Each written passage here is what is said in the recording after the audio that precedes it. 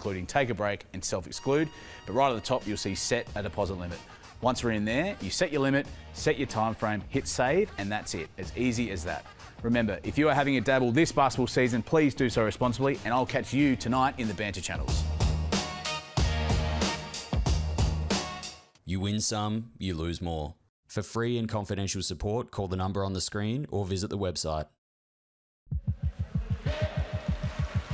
We're going to learn a lot about both of these teams this afternoon. Oh, wow. He is the ultimate microwave right now. He's building, and this might be a little 5-point play, if you don't mind. David Johnson, a lights-out shooter. Nice find underneath. Doyle with the crossover and the jam. Josh Bannon, cash money. Doyle hurt them on the quarter-time buzzer. Oh. He wants to do it again with a hand in the face. Here is Milton Doyle's moment. We have not seen Melbourne United and the JackJumpers meet since September 18 when they kicked off the NBL26 season with a 4-point thriller. Tonight they meet again, a sold-out John Cain Arena, United's famous open-air game and a new age NBL rivalry. We've got huge matchups all over the floor. Magnay and Edwards, Bannon and Delaney, and former JackJumper Milton Doyle up against his former team. Hello and welcome to the Hungry Jacks NBL. We're here on Christmas Eve and it's a pleasure to have your company. I'm Kelsey Brown, and joining me in commentary tonight is NBL champion Pete Hooley and NBL legend Andrew Gaze. And Pete, this is a modern era NBL rivalry. It really is, and again, I think great rivalries are built off great success, and you go back the last 5 years, both teams have won a championship, both teams have been to a championship series and fallen short, and I love it when these two go at it, and the Tasmania JackJumpers, they've had the mickey over Melbourne United lately. Well, I'm super excited for this one because I was there when they first kicked off this season, tipped off, I should say, and it was one of the best games, one of the top 5 games we've seen all season. I'm expecting nothing less at these two teams. Well, they're kind of at different spectrums, and aren't they? But when the JackJumpers trying to hold on to that spot in the 6 and the Melbourne United trying to solidify a top 2 spot. A lot at stake, still a lot of season to play, but talent right across the board. We absolutely love that Melbourne United have found themselves back in the winner's stall. They had that win over Illawarra. It was a big game for them to get back to some form. It absolutely was, and they've got experience going through this. Last year they had a similar slump in the middle of the season, and you always get worried, but they've got some real experienced heads running the show. From the administration to the coaches, we're able to keep the team pretty calm. Still got some issues that they're facing now. Weathered a real tough injury run, and they look like they're coming out the other side. Well, you talk about that injury run. They'll be without Shea Illy tonight. He's out until round 19. We saw him with that hamstring issue. He's had it 3 times already this season. This is a tough one for United, but plenty to cover in the backcourt. Oh, for sure. I mean, it is tough. So it was the initial hamstring he did to begin the season in the NBA game, and then it was his left, and now it's his right again. So he's going to be out to at least round 19. But they've got Tyson Walker, they've got the young fella Dash Daniels, so they've got enough guys to step up. But it's a big out. He's the heart and soul of Melbourne United. We've seen all the success they've had. Usually revolves around him being on the floor. We talk about matchups all over the floor, and there's a battle of the bigs, but there is that backcourt battle as well, and it involves that man on the screen, Bryce Hamilton, Andrew Gaze. He's had one hell of a season. Yeah, and he'd be one of the reasons he'd be saying he's happy not to see Shea Illy here, because he would be a matchup. But he's been a star this season. The numbers are spectacular. Almost 20 points a game, 49% from the field, 34% from the three-point line. He looks like he's got a bit of that clutch gene. Not sure we can quite put him up there with the top guys just yet because of their record, but he's an outstanding player, and he's going to be a big part of whether the JackJumpers can cause an upset here tonight. Well, the man who's going to work with him is Josh Bannon, and one of the matchups that I am most excited for tonight is Josh Bannon up against probably the most consistent Melbourne United team member in Finn Delaney. Yeah, it's going to be fun. 2 of the best local foremen in the league. They're going to be going at it, and I think whichever guy likes to out-compete the other is going to help their team win. Josh Bannon, match made in heaven, arriving in Tasmania. Scott Roth loves him. He loves Tassie, and good things happen when he plays aggressive. Well, we absolutely love this rivalry. Not far away from tip-off as we welcome in our 4th member of the commentary team, Jack Everen. Thank you very much to you, Kels. Great to have your company wherever you're joining us. Christmas Eve, and what a spectacular occasion it is as well. We've got the roof open. It's a perfect afternoon in Melbourne. Sold out. It's been sold out for more than a week, this game. There's Christmas parties going on everywhere inside John Cain Arena right now. Andrew Gaze, this is the NBL at its very best. It certainly is, and this is a pretty talented starting lineup. Josh Bannon, as was mentioned pre-game, he has been having an outstanding season. Will Magnay's the one for me. Need to get a little bit more out of him at both ends of the floor if they're going to win. In a strange fixturing quirk, as Kelsey said, we haven't seen these two teams play since the season opener. And what a rivalry it is when these two get together. A couple of seasons ago, they played in one of the most epic championship series over the course of 5 games that we've seen. But tonight, an important one for both teams as we head towards Christmas. Oh, my goodness. How's that for an opening possession? Well, that's a setback for the JackJumpers because that is as easy a 2 that he's going to see all season. Very good play coming out. First up possession. And down the other end, a simple one. Anything you can do, we can do better. It looked like cut, copy and paste almost, 2 different finishes, but both teams will be happy to see the ball drop. Obviously, the open air game, great spectacle. It's Finn Delaney, a little lob for Edwards. They made him a priority off the first 2 sets. Well, I'm of the view you do have to change your game. And you've got to just be a little bit more cautious from the 3-point line, perhaps not going to some sets that create those types of shots as early, and just try to get to the rim. Tiger Campbell. Nice look for Josh Bannon from outside. Leaves that one well short.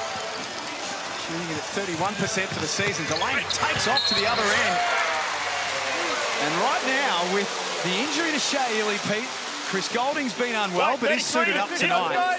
Tyson Walker, Jesse Edwards have been unavailable with injury. Finn Delaney has been their most important player since the fever break. Yeah, I mean, Kels mentioned it at the start of the broadcast that he's been so consistent. And again, we've seen Finn Delaney's very best when he was playing for the Breakers. He had a couple of down seasons by his standards, but he's come in and we expected under Dean Vickerman the playing style. You look at the format in the past that they've had, the Jack Whites, the Luke Travers, bringing in a guy like Finn Delaney as a local to come in and play this sort of style for Melbourne United has been terrific. And he's in attack mode now and he's going to have to continue to be.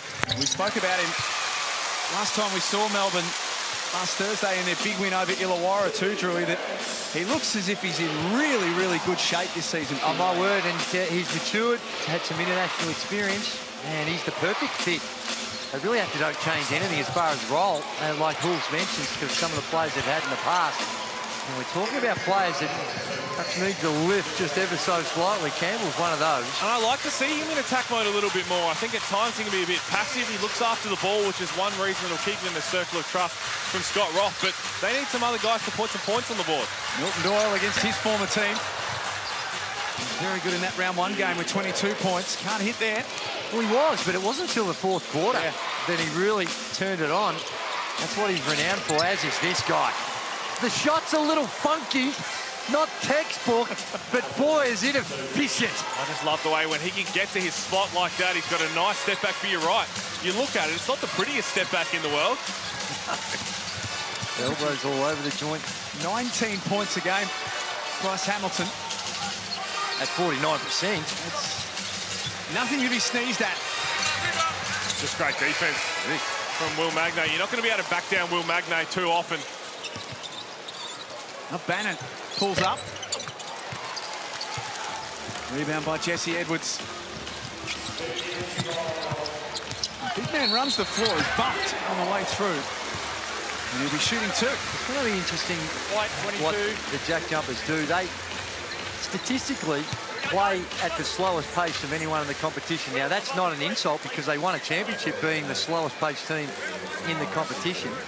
But they're up against a team that loves to get out and run, and as we've seen already, just put heat on the rim. So that shot by Josh Bannon, fair enough, he's wide open, but it's very early on in the piece. If you miss it, it does ignite what Melbourne United are trying to do in transition. And especially if that ball finds Tyson Walker's hands, because he is one of the quickest players in the open floor.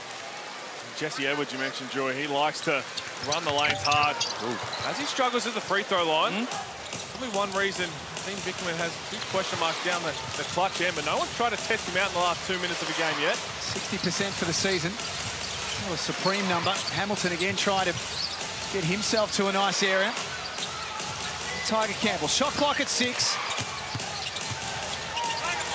He's completely run out of options. Magnay can't blame the open roof for that one. Oh, he will. That's an excuse they all can offer this evening. Shot clock beats the JackJumpers. Kelsey Brown. An aggressive start for Jesse Edwards, 5 points to begin with. And Dean Vickerman in the presser after the Illawarra game spoke about how he wanted him to be more aggressive. You can see that in the opening stages. I feel like he's found a new form of Jesse Edwards since he came off that bench and he got dropped from the starting lineup. Dean Vickerman asked that. He set the challenge. He made a whole bunch of changes to the starting unit. Milton Doyle flies in, can't get the offensive rebound. And you go back to when he made those moves, it was all about finding guys who wanted to play the right way. But if they want to go on a step further than they did last year, it's going to have to be on the back of guys like Jesse Edwards continually performing. Same with Milton Doyle. Great spectacle tonight at John Cain Arena. Hamilton gets to work. And he's shot changed by Edwards. Tasmania are slow with their pace. Melbourne are the complete opposite. They look to push at every opportunity. Foul. Blue forward It'll be on Jesse Edwards. And because of that, they get to the rim. They take more free throws than anyone else in the competition. And here we go. They have the highest percentage of points per game coming from the free throw line. So They both went straight up. it's part of the strategy which Dean Vickerman has implemented. Has been very successful. The amount of the heat that they can put on the rim is as good as anyone in the competition. Nick Marshall, former Adelaide 36er. He's had a good first season with the JackJumpers. Scores with one to come. What I love about that was a great offensive set. You talked about how slow their pace is in the half court. Numerous times guys could have turned the corner, put a bit of heat on the rim, but they're really patient. They knew what they wanted to get to. The little shovel, handoff back to Nick Marshall. It's a really strong finish through the contact. But that's Tasmania basketball. Side-to-side action, everybody gets a touch, continuously moving off the ball. And when it's time to attack, you do it at full speed. Well, Nick Marshall's really gone up the pecking order with the JackJumpers. I don't think that Scott Roth would have had him playing these types of minutes in this role in the preseason, but he's just earned it with his aggression, both ends of the floor, and he's having an outstanding season. Well, it comes from the absence of David Johnson early, right? Gets the calf strain, and Scott Roth called on someone to step up, and he took it. And probably Anthony Drimmick's the other one. They haven't had a lot of him this season, but Nick Marshall relishing his opportunity. Edwards with the left hand. And on Anthony Drimmick, from what I understand, he might be back sooner rather than later. Some concerns he was potentially going to miss the whole season, but we might see Drimmick back in a JackJumpers jersey not too far away. It's good news. We haven't seen him since round 5. And they miss him. Yep. I think when they had that period where they were struggling to get any wins, he was a big part of it. And Jesse Edwards, who has been on fire, gets an early spell.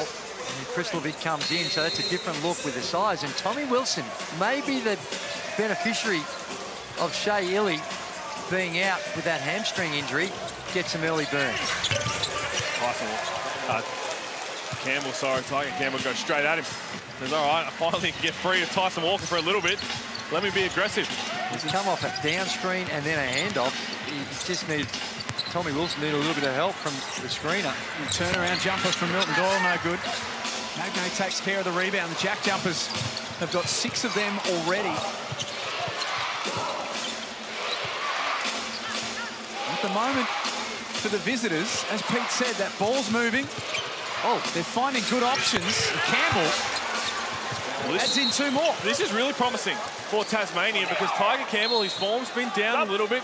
Ben Ayre's been starting over him in the recent games. You go back to their effort in Tarraugan where they beat the South East Melbourne Phoenix. Ben Ayre got the nod there.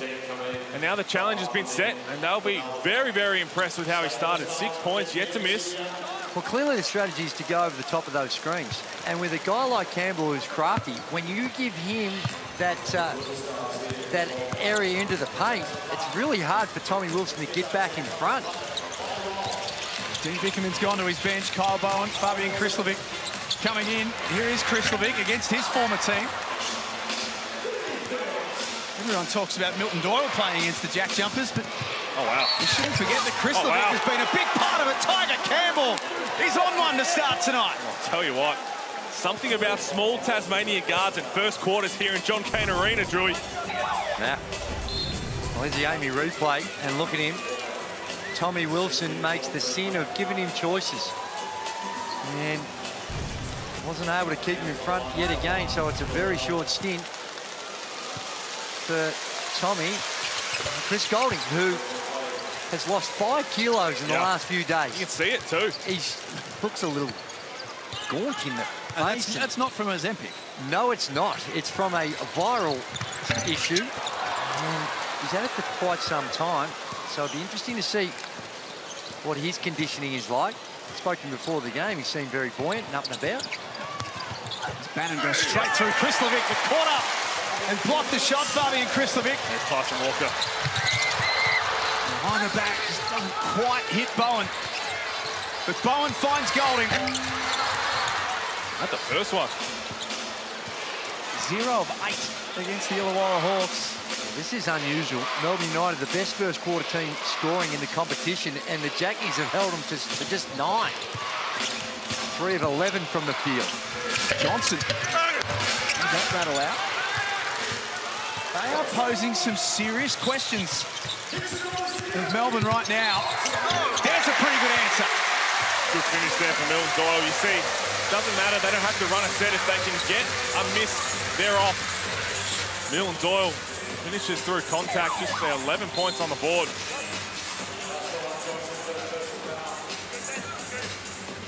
You heard, well, we heard Scott Roth yelling out, saying you've got to get on his right hand. Now, he would know him very well, of course, having won a championship with Milton Doyle being his closer in any sort of close game. It was Milton Doyle time. Look at that vista there, Drew. The roof open. This is spectacular. Barely a cloud in the sky. Not too many places in the world you'll get this opportunity to see this level of basketball in this environment. That's nice. It's calm afternoon, evening too. A little brisk. Too bad just yet. A bit chilly later. Bannon had that one knocked out of the cylinder. It'll count. Melbourne United missed out on their open air game last year because the Melbourne weather went full Melbourne. Tick down to quarter time. The JackJumpers have been very, very good. Still a long way to go in this game, but the JackJumpers have won 3 of their last 5. They had lost 6 in a row prior. They're playing better basketball. Nick Marshall gets things moving quickly. Oh, I missed Majuk Deng. Majuk Deng had a great seal on Milton Doyle. He's still there. Johnson taking matters into his own hands.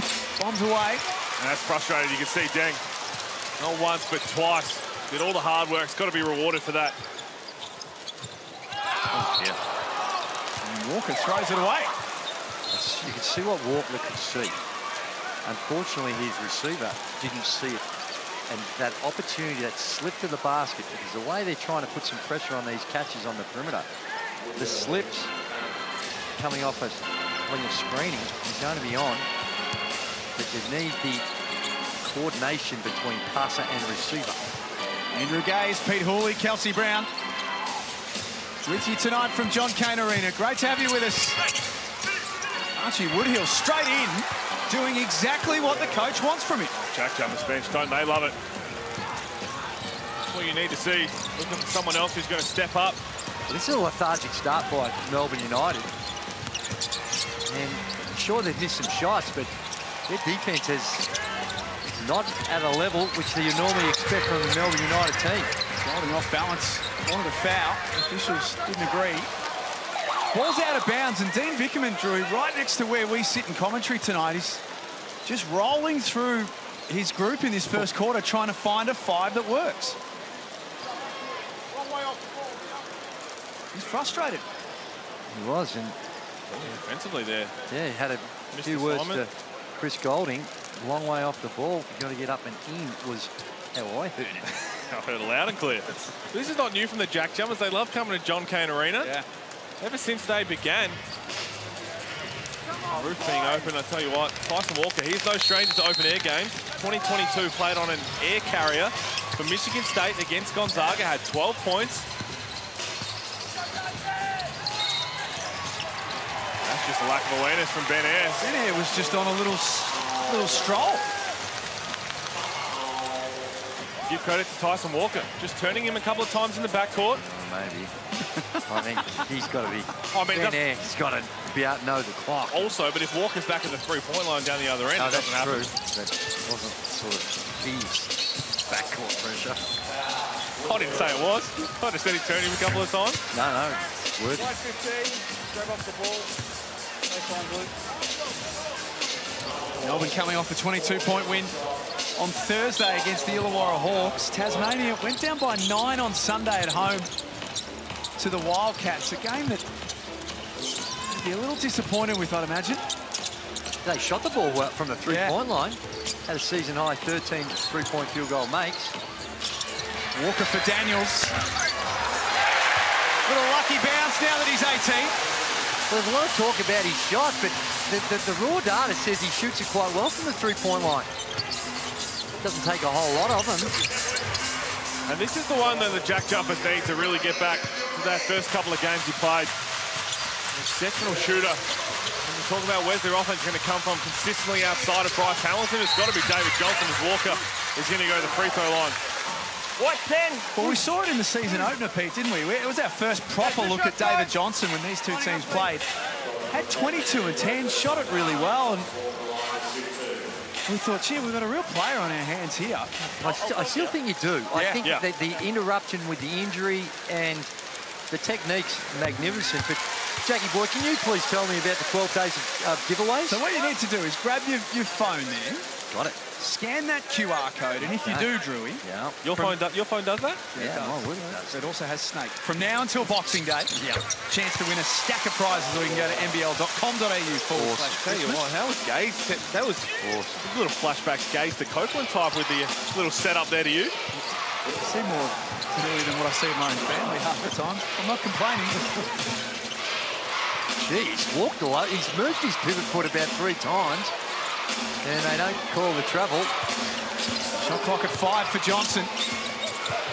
Make that 3 now. He's dispossessed. Krebs dropped it off for Walker. He's spinning out of control, but somehow knew exactly what he was doing.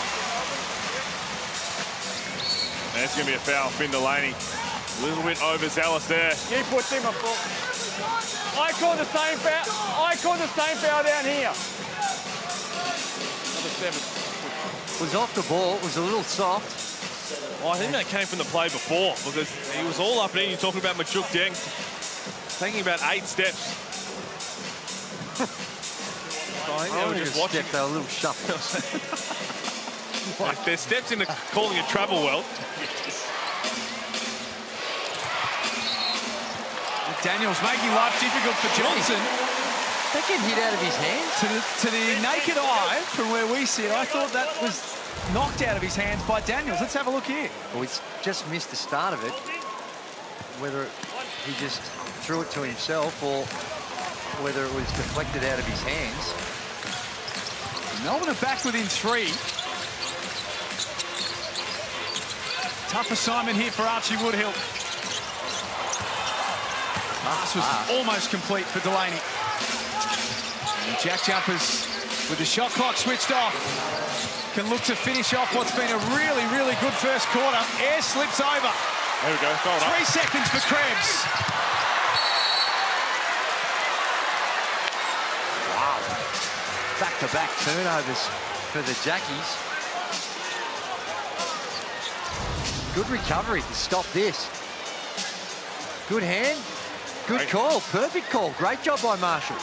That's why when you're Tanner Krebs, he was trying to cut across in front. You've just got to continue to stay looking for the layup. I think Marshall commits a little dump off. Forwards a lob to Dash Daniels.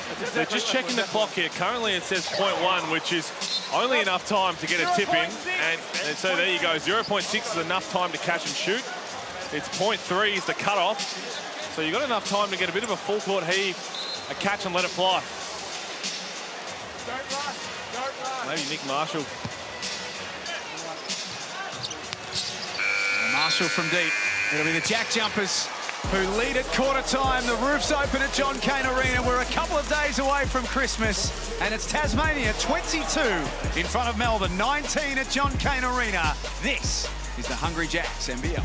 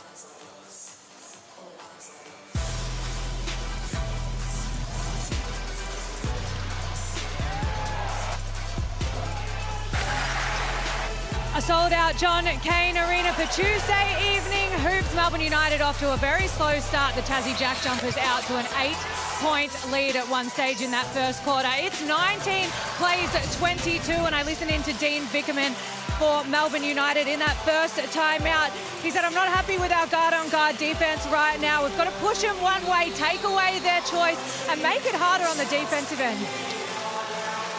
Great work, Kels. A lot to like for Tasmania in that opening quarter. And I tell you what, it's no surprise. So that's going to be a long two. So they've only taken 2 threes as David Johnson's going to try and hit their first one. That's their third three-point attempt. That'll be a long two from Tiger Campbell. That's a distinct thing from Scott Rock. He has played in the open-air game last year, and he knows what it is about putting the heat on the rim.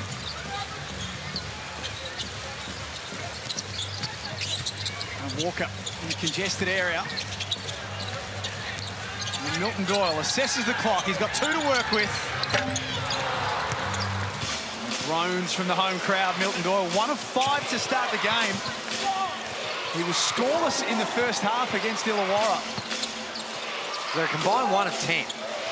Now, it may not physically be because of the open roof, but it can play with your mind a little. Oh, wow. They're trying to right the wrongs of the first half and not getting threes up very quickly. I'll completely take back what I said. Yes, they are, for sure. The offensive rebound is the best time to relocate. Let it fly from deep.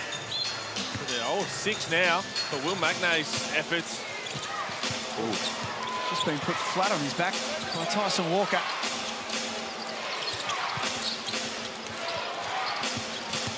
Hamilton goes to work. He's so hard to stop. He gets to his spots so easily, and he's really good in the mid-range.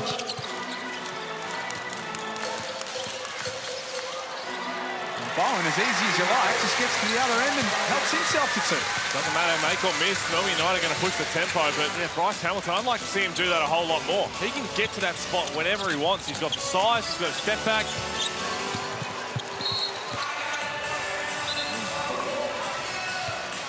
Catches a foot on the way through. Well, I know he's very capable of stepping out and shooting the 3, but if Bryce Hamilton wants to just turn the corner, he's got a great handle. He's got that step back you talk about. He can use his size and semi-post up around the free throw line extended. He's money. Big body of Magnay.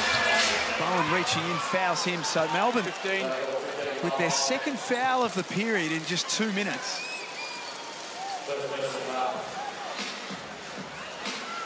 Dean Vickerman's on the sideline. He's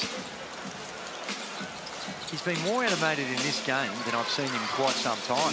And particularly on the defensive end with what they're doing. So probably not executing the game strategy. Magnay tough over the top of Edwards. They lead by 5. Well, they're getting smacked around on the glass as well. Melbourne United give all the credit to the JackJumpers. There's Milton Doyle. Oh. He can't find a bucket right now. No score here. You think there'd be a timeout coming from Vickerman. Back up top with Tiger Campbell, who was the star of the first quarter. 9 points on 4 of 5 shooting. Magnay forces his way in. Free throws to come again, and Dean Vickerman's frustrations continue. But this is super impressive from Will Magnay. There's a clear intent. You see him really sealing up on Jesse Edwards every single time, trying to draw fouls.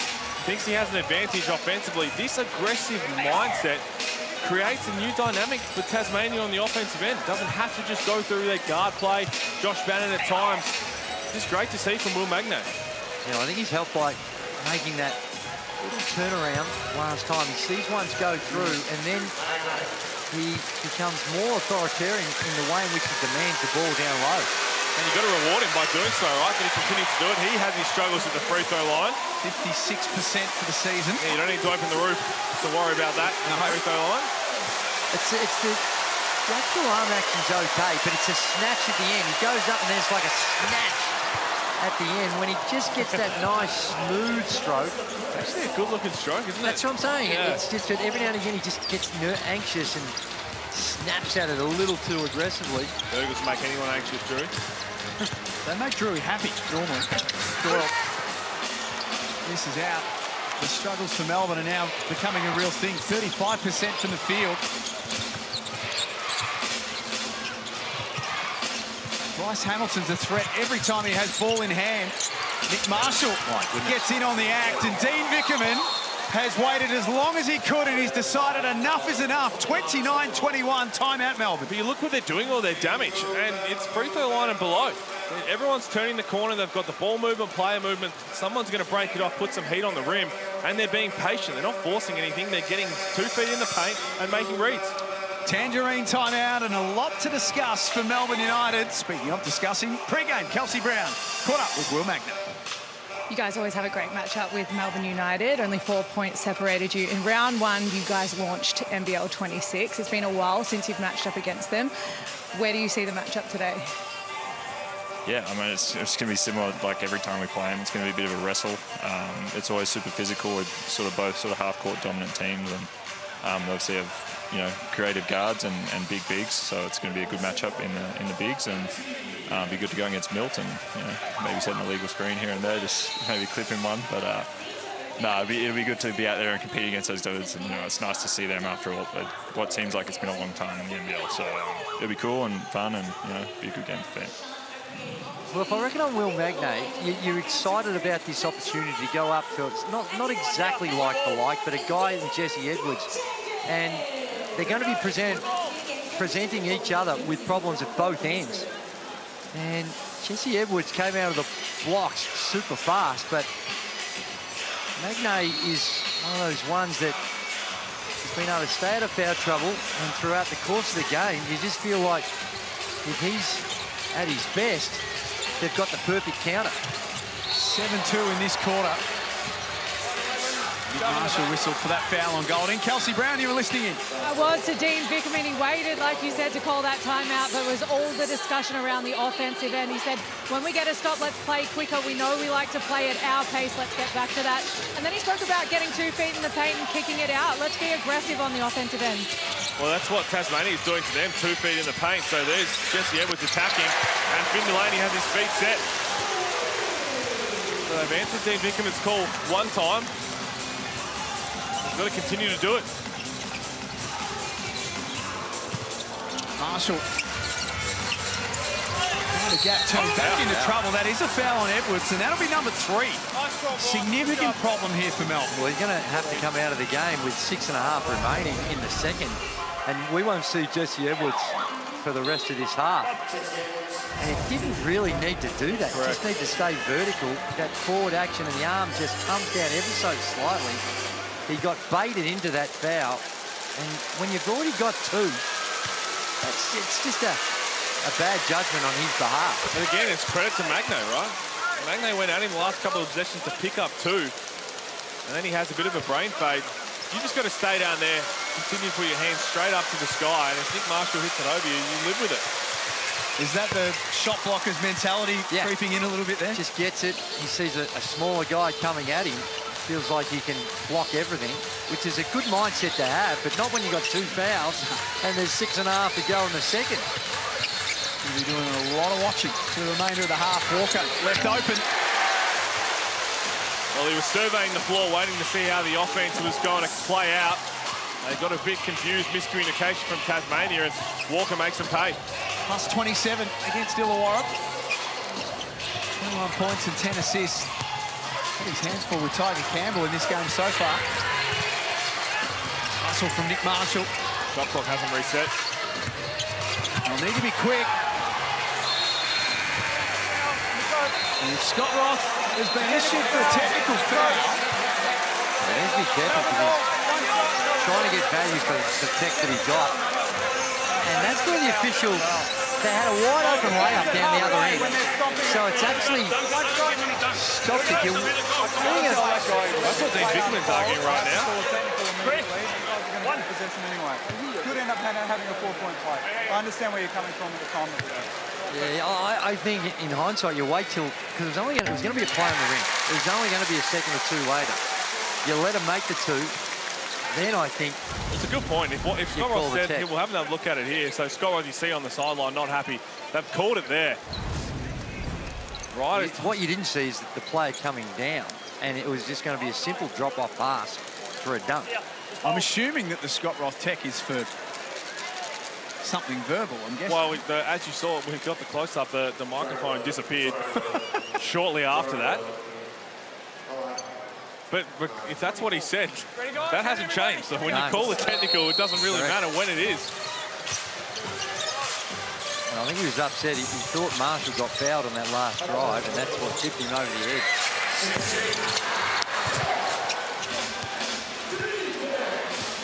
3 of 9, Melbourne United from long range. Tasmania still yet to knock down a 3. 0 of 6 in the game after hitting 13 on Sunday. Tiger Campbell's feeling good tonight. And one of the rare times this season, #2 blue, Tyson Walker is finding himself under pressure from the opposition point guard. It's a great job from Tiger Campbell.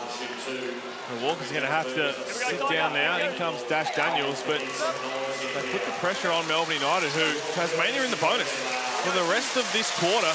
And the way they've been playing, by turning the corner, getting 2 feet in the paint, putting that pressure on Melbourne United, making them take a backward step, they should live at the free throw line for the next 5 minutes. It is, and the way you avoid it, of course, is you play good defense. And that's how you avoid fouls. You know, it's easier said than done when you're trying to put so much pressure on the ball, but just got to pay a little bit more attention to your fundamentals in these circumstances, or else you're going to be right. They're going to just live on the free throw line if they keep doing what they're doing. Now, keeping an eye on Majuk Daniel, just checked into the game, didn't attempt a shot in his first 7 minutes on the floor. Loves playing against Melbourne United. Had a stunning performance here a couple of years ago in the grand final series. The Tasmania won. He was the difference in one of those games. Air kept it alive.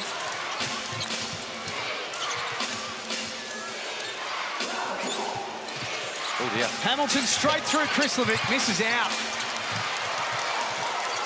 He gets back after it. And it's gathered by Golding. 33-28, JackJumpers lead. Delaney and Marshall get caught up. Offensive foul, Melbourne. Oh, Finn Delaney does not like this whatsoever. Well, I don't like this play. He just stops in front of him. Oh. Now, technically it's a charge, but to me that's a no call. We don't want that in our game, do we? We've said this a lot, and again, when you've got bigs who are running the lane unaware of what's turning around, you're right though, it is the correct call. Yeah. Spot on it is. But the amount of times, if you did that once, you could do that every time down the floor if you really wanted. You're flying down. Is Dean Bickerman going to challenge it? No, Tasmania have called the timeout, interestingly, which is a strange decision. Here's another look at it, Pete. You could do that at any stage, mid-court. Like, it's not like it's in the paint. It's at the mid-court, just trying to get around him.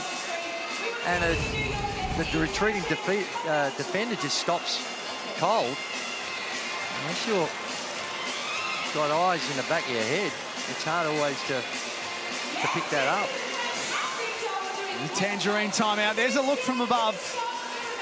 The open air game. Southeast Melbourne had theirs on Saturday night. That was spectacular. This is just as spectacular. Great night for basketball. There's a big-time fireworks show coming at halftime. Drew, you heard that this time? You are aware of the fireworks this year? Well, you can be aware of it. Well, when those crackers start going off, it can be frightening. I'm like those puppy dogs that just need to be inside when the fireworks are on. There's a bit of cavoodle about you. No, look, it's spectacular. Phoenix put on an unbelievable display the other night. The laser show was something special, absolutely world class. And now Melbourne United are matching them, and we look forward to the halftime fireworks show. And you've now had noticed that it's happening, so I've noted it. I did worry about you last year. A few little shocks. One way of putting it. Offensive foul on Hamilton.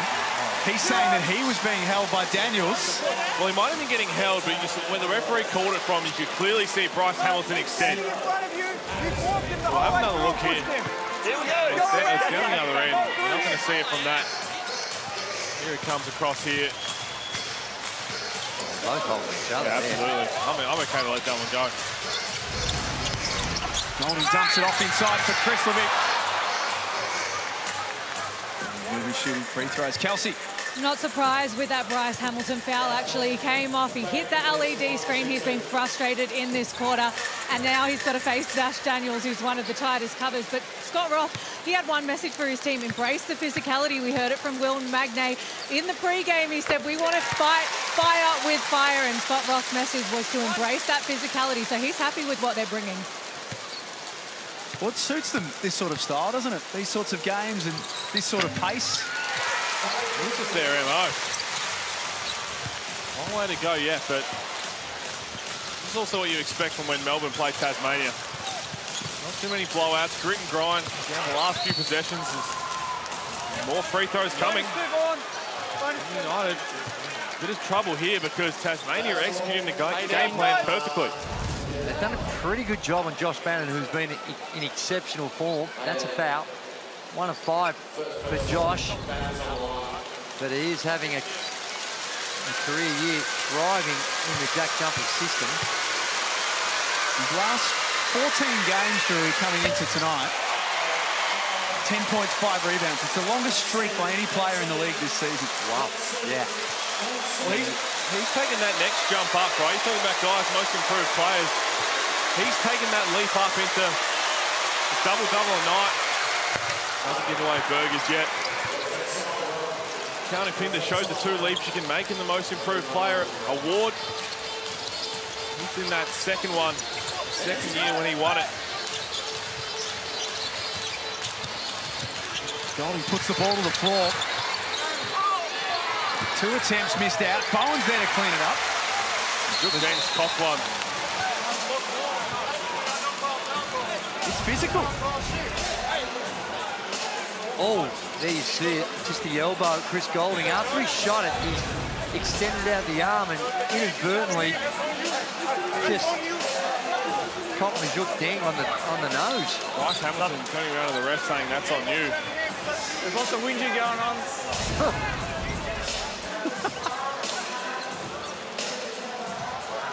Don't walk behind me.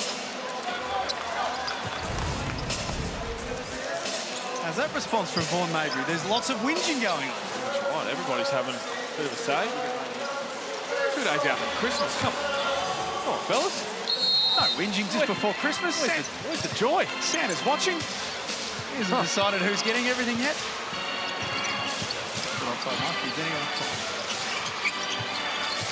JackJumpers by 2. Hamilton, great look for 3. Quite had the same fluency in the second quarter. Oh, wow. Oh, Costly turnover in the wrong part of town.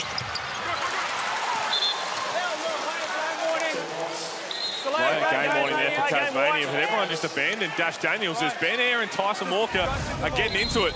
Guys, we're watching. They've been chatting the whole quarter. Ben Air's doing what he's renowned for doing, and that's trying to be a pest. And I say that in a positive way. That's what his role is out there, and he's getting in the air of Walker. Now, Walker's this type of guy that sometimes you like to let sleeping dogs lie, because he can also fire the opponent up. Great pass by Chris. Oh, wow. What a block from Majuk Deng. He ripped it away as well. Gobbled him up.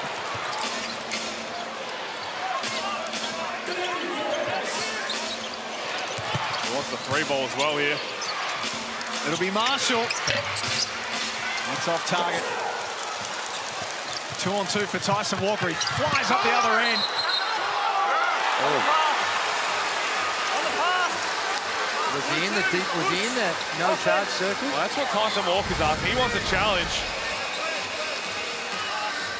It's a challenge, and you're not going to win that. Nah, look, well, we couldn't see the start of it, but it did look like he was a fair way out. And great take from Nick Marshall. 9 points, 3 rebounds for Nick Marshall. In 14 minutes, this is the sort of all-round performance from Nick Marshall that we were teased with at times with the Adelaide 36ers. He's had the talent, hasn't he? We're seeing it more consistently, though, this year. Sometimes you just got to find a home that's suited to you, and Tasmania seems to be the perfect fit. As there's a foul off the ball on Tanner Krebs, and more free throws for Tasmania. Well, it's a similar one we saw a little bit earlier where Hamilton got called for pushing. This time they call it on the defender, and not a dissimilar play. It wasn't around the rim. Bryce Hamilton with 4 points. We'll appreciate a little trip to the free throw line to try and... I was given an extra shot, he just walked straight in. Here we go, one. Don't forget the Ignite Cup presented by Disney Plus. It is headed to the Gold Coast in February. You can jump onto that website now. 400 grand up for grabs. 60% going to the players. It's pretty good. Oh, once we know who's in that final, I think we're going to put a bit of pressure on that to try and change that. Oh, he's out. And Scott Roth is gone. Scott Roth, see you later. He's had a tech this quarter already. Bench technical. Bench technical. Oh, he's on the bench. One shot. So it wasn't on Scott Roth, it was on the bench. So that might save Scott.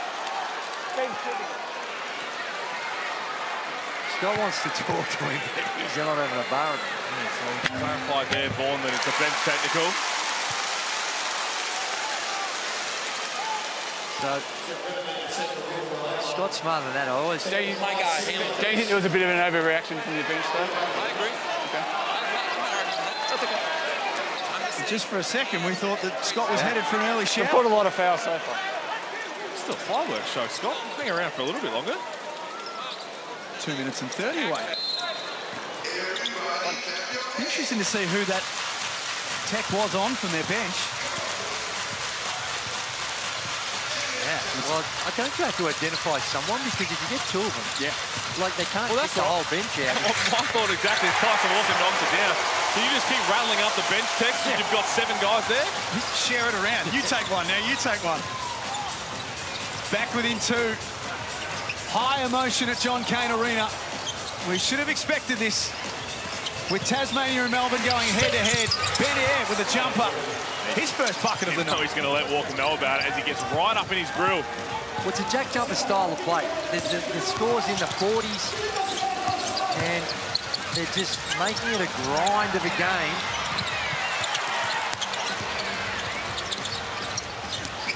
Walker's taking this Ben Air matchup really personally. That time can't connect. 4 of 10 now, 38% from United. Whereas Tasmania, no, they can live at the free throw line if they want. 4 of 11. Less than 90 seconds to play in this first half. Majuk down, blocked by Bowen. And then comes up with it as well. Big defensive play from Melbourne United.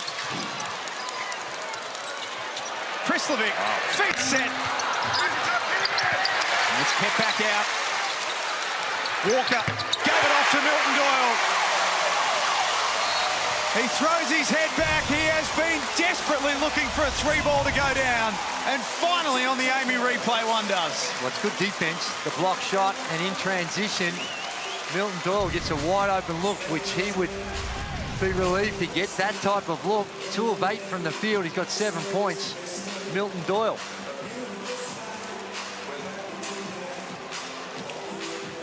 So a minute to play in the first half.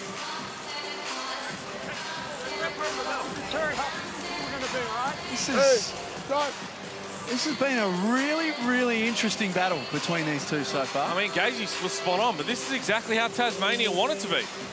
They had Melbourne United on the back foot in the second quarter. They had their 5th team foul with 5 minutes to go. And you're either going to live at the free throw line or Melbourne United's going to have to take a couple of steps back and you're going to live in the mid-range. So one of 2 things is going to happen, and they've been executing that. But Melbourne United just found enough shots to stay within striking distance. Just down 1 now, Milton Doyle, and there's Marcus Bontempelli, the great man. In a Melbourne United jersey too. Hello. Western Bulldogs captain. His sister was a very good basketballer as well. Played the Eltham Wildcats. I believe he might have just got married actually too, not that long ago the pond. Oh, overseas, yep. Yeah. States. Yep.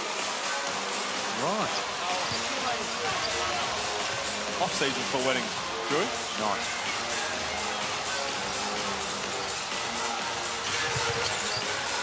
Magnay back on the floor, plays through the foul. Well, that's a problem for Krislovic. When Will Magnay gets that close to the bucket, he just If you're going to send a double, it's got to come a lot earlier. And Kristlovic just reaches in. Easy foul for the official.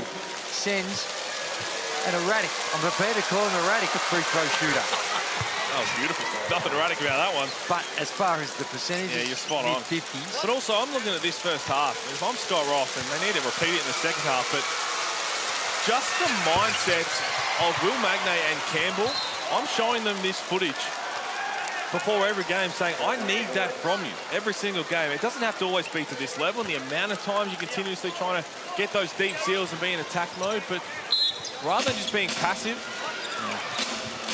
always look to see what's available because they look like a different offense in the half court because of it. Bryce Hamilton, good block there from Kristlovic, and then here goes Tyson Walker. Downhill, stripped by Campbell. Looked like a right call. It looked like it came off his knee. Oh, I don't know. Dean Vickerman wanted to have a look at it, but the referees have allowed Tasmania to inbound this basketball. Reece Carter went screaming up, the assistant coach went screaming up to Dean Vickerman saying to challenge it. And smart by Tassie to inbound it quick. And then Hamilton creates some space. This jumper's off the back of the iron. Bannon came flying in. Oh, no. More free throws to come for the JackJumpers. Yeah, this is going to be free throw number 15 to 16. They've been pretty good, 11 to 14, 78%. And that's going to be a hard pill to swallow when they look back at the replay and see that that one on the replay we saw looked like it should have been Melbourne United's ball. Oh, spot on. I mean, when we were sitting in live play, it looked like it came off Tyson Walker's knee, which so often you see in those instances, the breakaway and someone swipes down as Bannon gives a chance to Burgess for this crowd that's starting to get a bit vocal. But in the end, it would have gone their way. Dean Vickerman wants a timeout if he makes this. Might as well burn it. Can't carry it over into the second half. Timeout, Melbourne United. The JackJumpers have led for the majority of this game. In fact, Melbourne have only led for 2 minutes and 40 seconds of this first half. 7 lead changes when the teams played in round 1. We had 38 lead changes. That first game of the season was one of the best games we've seen all season. And this one's been a bit more of a grind. See if Melbourne United, we're going to listen in, draw up the play where they try to get Chris Golding in the far corner with a bit of a rub screen. It's a little harder when you go advance it. CG's got we're going Bond right here. We're going back to it right now. All right. Mel, you're flying over the top right now. All right. Yeah, Tanner, you still got this one. Hey, Mel, they're zoning up. Yeah, we good. You're going to have these two guys over here right now. All right, so CG in corner. All right, we're coming back to you, Tice. Hard. All right, if they take this route, you guys are two going to be there quick. Tack it, you got shot.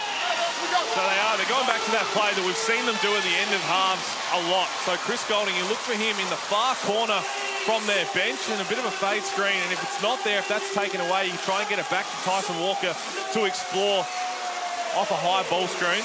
We'll see if they can execute and see how Tassie can defend it. It'd be helpful to get Chris Golding going. He's 0-5 in the contest.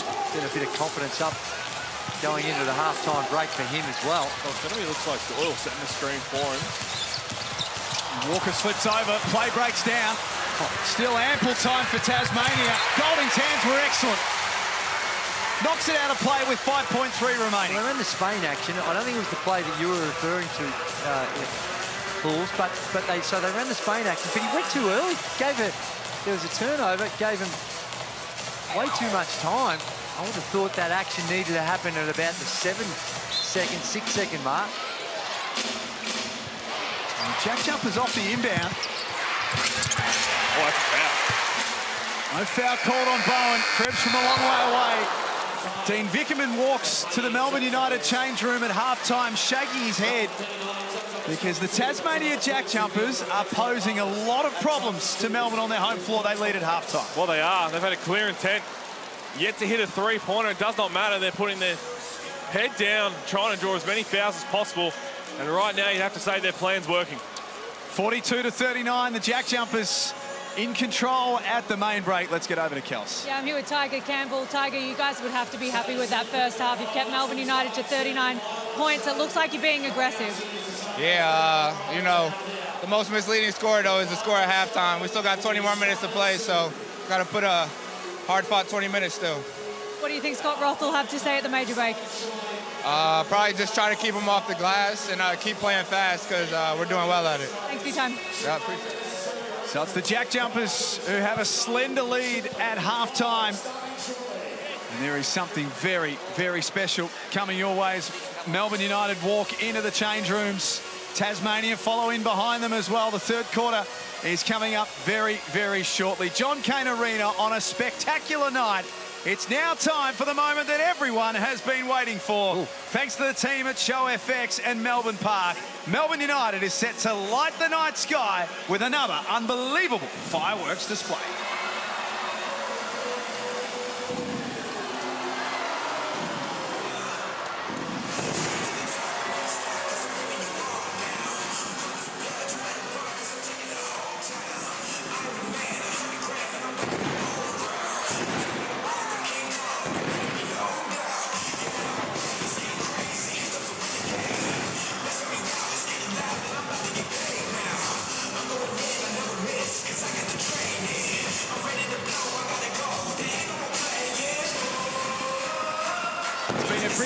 To bring this all together. It's the third edition of the display celebrating all things basketball and Melbourne. The show consists of 100 hours of creative design and preparation, 54 launch modules, Drewy, that are on the roof here at John Cain Arena. Spectacular. 1,449 different pyrotechnic products, and it results in 1,644 individual fireworks. What do you think? Well, how good is the city? How good is that? How lucky are we living in this every single day? Incredible. The facilities, the city, amazing. And how good's the city of Melbourne? How good is it with the NBL just thriving in this wonderful city and putting on a show like this? And this game, Pete, has been advertised for a while. It's been sold out for about a week. I had a lot of mates, a lot of family asked me for tickets to this game and said, look, unfortunately, you can't fit another body in this place. Yeah, hottest ticket in town, and for good reason. Just an exceptional display. Look at the skyline. Where else would you rather be when there's sport on than the city of Melbourne? And the game itself is living up to the halftime show as well. This game very much up for grabs in the second half. United haven't been able to capitalise a lot on the offensive end, only 35%, and they've got some opportunities you'd normally expect them to make. But there is a bit to break down on the other side of this, but a spectacular fireworks display at John Cain Arena. Great partnership between Melbourne United, Melbourne Park, and of course the city of Melbourne. It is the best time of year. It is the most wonderful time of the year. Here we go, Jackie boy. Light it up, Jackie boy. We're right into it now. Just push all the buttons. Get them all out. Wow. Half-time at John Cain Arena. Spectacular show. It's the JackJumpers who lead by 3 in the Hungry Jacks NBL.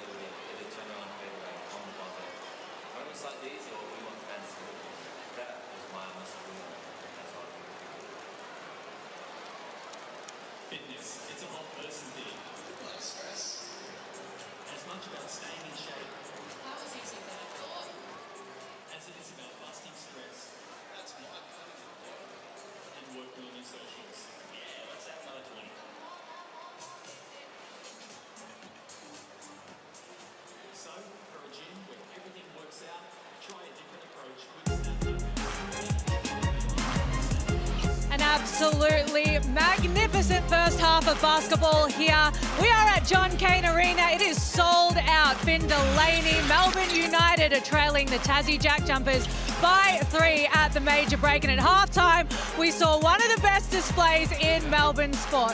Spectacular view there. The Melbourne fireworks, the Melbourne sky, and Melbourne United putting on an absolutely unbelievable open air game. Andrew Gaze, halftime stats here. Yep. What stands out to you? Well, the shooting hasn't been great, like we mentioned, 35% overall for Melbourne United, only 41% for the JackJumpers. But look at the three-point situation, 5 of 14, which is okay, not terrible, but 0 of 8 for the JackJumpers. They got plenty of upside in that category. But Melbourne United, by and large, although they're trying, be pretty happy with some of the defensive jobs they've done. Bryce Hamilton has been modest at best. Josh Bannon, they're two keys over the recent period where they've had some success.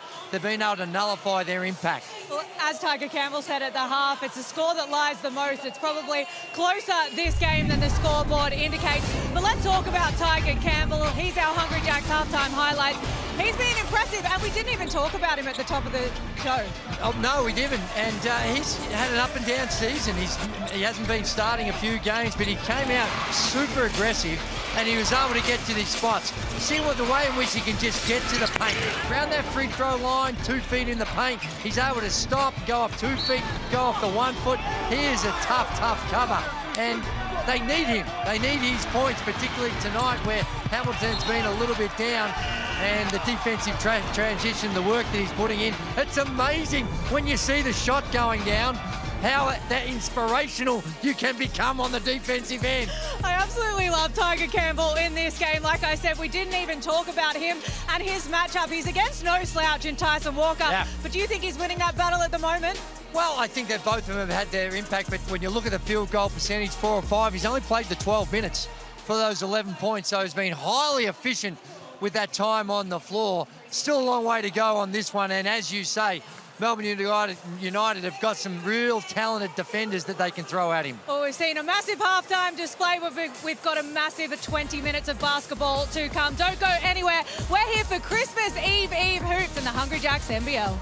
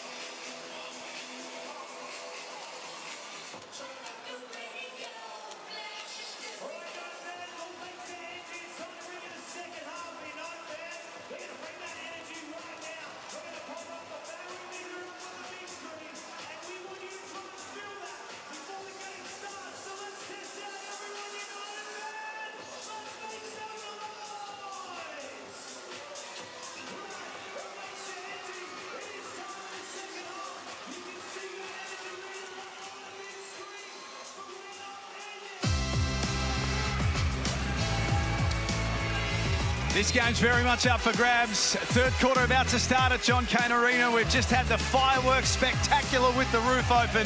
It's Tasmania who lead 42-39, Pete Hawley. Bit for Melbourne United to work through at the main break. Sure is, and I'm interested to see their intent in the first couple of minutes because Tassie made theirs clear. They want to put you in positions, vulnerable positions where you're either going to have to take a step back or you're going to foul, or they're going to get to their mid-range, where they like to live in the mid-range. Bryce Hamilton, Tyger Campbell, and then you've got Magnay, who's really being a presence down low. He's just got the 4 points, but he's drawn that many fouls that they've almost doubled the foul count and have Melbourne United. A quick clean-up of the court, ready to go for the third quarter. Jesse Edwards, didn't see a lot of him in the back end of that second quarter with foul trouble.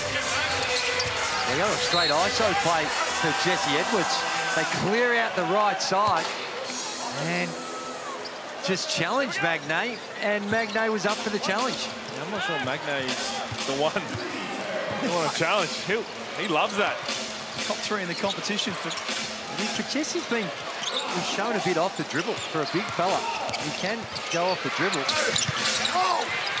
Very lucky enough to pick up his 4th foul there, Edwards. Looked like a clear foul on Josh Bannon. Walker sent Campbell the other way, high off the glass, doesn't score. Tyger Campbell, 11 points in the first half, Tasmania's leading scorer.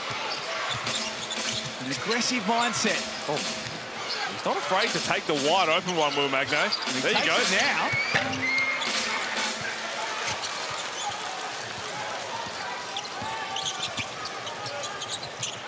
The mismatch down low. They find that mismatch. Jesse Edwards misses the jam. It's that sort of night. My goodness. And then his opposite number shows him how it's done at the other end.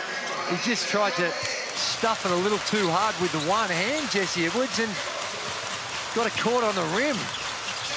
They say 2 hands to safe. That's gonna end up in the cupcake segment, I reckon. It could be all 3 of them. I'm absolutely certain it'll be on overtime next week. Oh, Tanner Krebs nearly joined him. That's a better pass.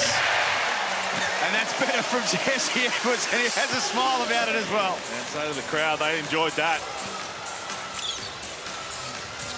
Well, there's a clear intent coming out of halftime to get Jesse Edwards involved. Magnay wants a piece of him at the other end, and that is 4, and that's the risk. With the Amy Root play, have a look at this. This is where there's just no one around, and just threw it into the front of the rim. And down the other end, Will Magnay says, as your mama taught you, it's better to go up with the 2 hands. Is that what he said? That's what he said. They're going to sit down with 4. Melbourne United 16 team fouls. Tasmania's 8. And that is just a really, really smart veteran play from Will Magnay to put your head down, put your shoulder down, and really test out. How Jesse Edwards wants to play you. Now you have to sit down for at least 10 minutes. Go back to that matchup in the second, Pete. Tanner Krebs is scoreless in the first half. Been productive as a start of this season. Walker step back. Well, that was a great contest by Will Magnay. Gave him enough space and just used his length to intimidate. So when Jesse Edwards goes to the bench, what is the Tasmania mindset then? Do they make more of a priority of Will Magnay? Yeah, it shouldn't change. It shouldn't change because they've had a lot of success with it. His biggest lead in the game is 8. Hamilton makes it a 7-point game. Timeout, Melbourne. Simple action. Pick and pop. And he's at this level, relatively wide open for the three ball. Tangerine timeout, 48-41. Here's our pump by Reebok seats. We know that guy, Pete. That's Jack Kelly. Oh, hello. Jack. What is he doing in there? He's in the chair tonight. I think it's for his partner, but we'll give it to him. He is a dedicated NBA Detroit Pistons fan, full-time hoops content creator, someone that we both know, and he's an absolute ripper. I tell you what, I'm on the Detroit bandwagon thanks to him. He's doing some phenomenal work. They are, and he's been there for a very, very long time. Ever since Andre Drummond, that was the story behind his love for Detroit through all the tough times, and he's been flown out there by Detroit. See Kate Cunningham earlier on this season when he put up, what was it, 46 shots in a game? He had a triple-double overtime game. 16 of 46, though. Like, if you've had 46, you're thinking, hey, he must have dropped. What's the most field goal? 28, mate. What's the most field goal attempts you had? I don't know. My best guess would be high 30s. You don't reckon you crossed the 4 barrier? 48, no, maybe. Maybe. I reckon there was some poor opposition in the mid-90s that just got an Andrew Gaze butt whooping. Well, that means if that's the case, if he's taken over 40 shots, that means that Coach didn't get as many. So I don't know if that's... Well, shot per minute, Coach had him covered by the length of the straight. But no, I don't. Oh, maybe. We'll find out very shortly. Melbourne out of a timeout. They've only scored 2 points to start this third quarter. The JackJumpers, from the opening tip, have played in a way that have stifled Melbourne's influence, and they've just not been able to get any kind of rhythm going tonight. Full credit to the JJs. Magnate forces his way in. Well, as we predicted, it's going to be Will Magnate down low. Just can't buy a bucket right now. So this is going to test out Melbourne United, who is usually very good on the defensive end, that if we can't score, you won't either. Last 2 possessions have been much better in that regard. Great D from Milton Doyle that time. Well, they make you play defense for so long.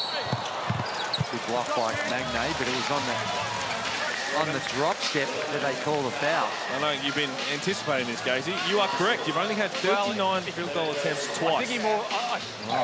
Who were they against? The Cannons and the Falcons. The poor old Falcons. Now, mind you, 39 field goal attempts twice. He had 54 and he had 60. So, as you keep grabbing my arm saying, read more out, read more out. No, poor old Canberra just doing their best out there. And really just... No, I think he lost that game against Canberra. So that was it at the AIS. It was an early game.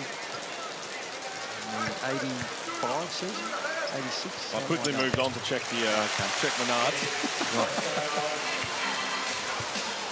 You'll text us in. You'll tell us what they are. 43-48.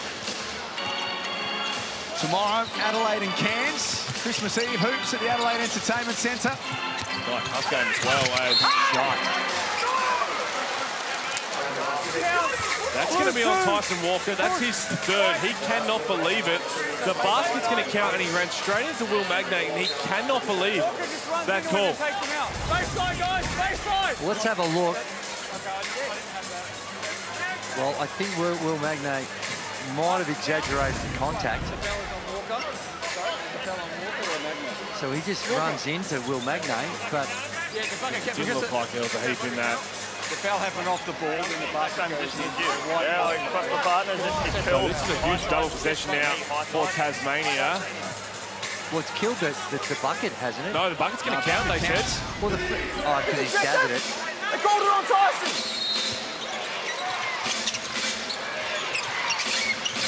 17 fouls for the evening, Melbourne. 2 in this period, so again, flirting with being over the limit with a long way to go. Tiger Campbell feasting in the mid-range. Like, you talk about the 17 fouls, and that's what happens when you have the intent of trying to get 2 feet in the paint every single time down the floor. You put the referees in this decision. Now, there's been a couple of them for sure that you think, that could be let go. But this has been a game plan that's clearly working for them. Hamilton thought about it. First down low to Bannon, guarded by Walker. Love to step back in these situations, Bryce Hamilton. Isolates Delaney, winds that clock down and then gets inside. Fortuitously falls into the arms of Bannon. Milton Doyle picks up his second. Well, they're making Melbourne United play defence for so long. And that's hurt them with their rhythm offensively. They're not getting the usual amount of exchanges of the ball. And it's working in favour of the Jackies. And they're doing it well. They're being patient. And they're forcing Melbourne United into this back.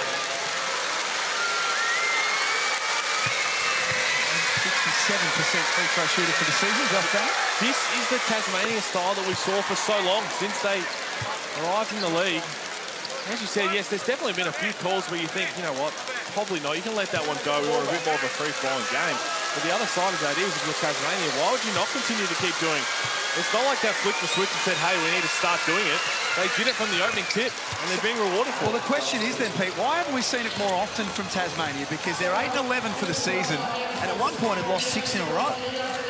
Well, I think a lot of it is, you look at guys like Tiger Campbell, Will Magnay, just their aggression to try and draw those fouls. As Golding still can't hit one. That's been the key. And it's short. When your energy levels aren't quite there, your legs aren't quite underneath you, that three ball becomes a little harder. And the three balls so far for him are all coming up short. 6 for the night from the field, Chris Golding. Magnay with a full head of steam. Kristovic went straight up. Magnay kept going. Kristovic did a little bit better. Kristovic's one thing, you know, you don't have to worry about him being ill-disciplined in a wall-up. He's such a strong wall-up defender. The two things stick out in a game like this, and you don't want to overreact to any one game, and they still might come our way with a win here, so there's still a long, long way to go. But you do see vulnerabilities when Jesse Edwards is not there and they're up against size, and you do see vulnerabilities, as we've seen recently, when Chris Golding is not a significant influence. Another one's Milton Doyle. 7 points, 2 of 8. That's him. He's going to have those types of games, Bannon. Easy one of them. And unfortunately for Melbourne, it's the same game where Finn Delaney, we spoke about off the top, how consistent he's been. He's 1 of 5, and Tyson Walker is sitting with 3 fouls currently. Melbourne still with just 4 points in this third term. Delaney well short on that 3 ball. Starts to get a little antsy now, just trying to tick the scoreboard over. This lead starts to blow out a little bit more. As you can see, though, there's no rush. They're really, unless something's wide open early, it's not until the last 6 seconds of the play that they're looking to score. Hamilton off balance. That goes. Bryce Hamilton at his very best. Half shot. Love the way he goes about it. He is so fun to watch. Think about it, just a lefty bucket getter, Drew. That foul's going to be called on Tiger Campbell.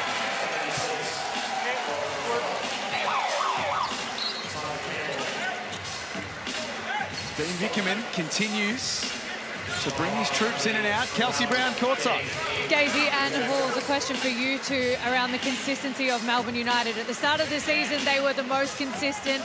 They were better than everyone else. And I asked Milton Doyle pre-game if he thought they were back to their best. And he said he thought that they were in their last 2 games. But now it looks like they're one of the most inconsistent teams in the league. Is that fair to say? Well, the recent form. Yeah, recent form. You can't dispute that. But they had a couple of really down games. Then they had a few games where they played quite well but still lost. And I think after that win over Illawarra, you saw some signs that it was back to that. And this is not the reason they're down 15 and have played pretty poorly up until this point, but no Shea Ili is such a massive out for this team. He's not going to put up 20 points a night, but having that ultimate trust guy and the steady hand of that leadership. He wasn't there for a lot of it. 9-0 start, though, was he, Wolves? He missed a chunk of it. He's also going to be out until round 19.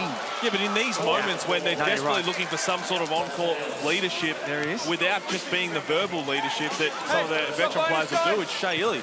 Diving on the floor, drawing a foul, all of that. That's what Shea Ili does. And again, he's one of those players that you talk to any of his teammates, they just feel calmer on the defensive end and the offensive end, knowing that he's out there. So you remove that having it not being this guy right here is the one. Imagine Shea Ili all up in him, and I tell you what though, I am just counting down the sleeps. Most people are counting down the sleeps to get to Christmas, but I'm counting down the sleeps to get to Hoop Fest. For all the teams get together, Jackie boy, what do you got for me? Well, if you scan that QR code, you can enter and win, and you'll be there. You'll be alongside Andrew Gaze.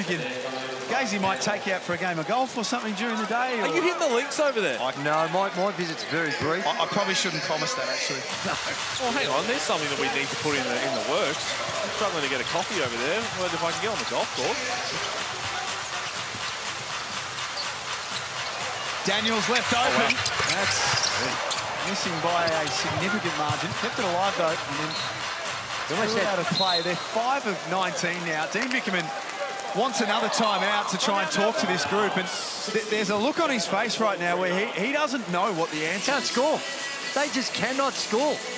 And offensively, it's looked incredibly clunky to the point where my maths is not great, but that's only 4 points in the quarter. Am I mistaken? Yes, sir. 4 points in quarter number 3. Let's take a listen to Scott Roll. out of here. And now the pick and roll. They're going to start trapping. So 2 feet pivot, short rolls, 2 hands, and poise. You want 152 here? Yes. But they're going to start trapping this pick and roll, so that means getting off of it, passing lanes, pocket pass, but off of 2 feet, and good ball fakes. Oh, short roll. Oh, short roll.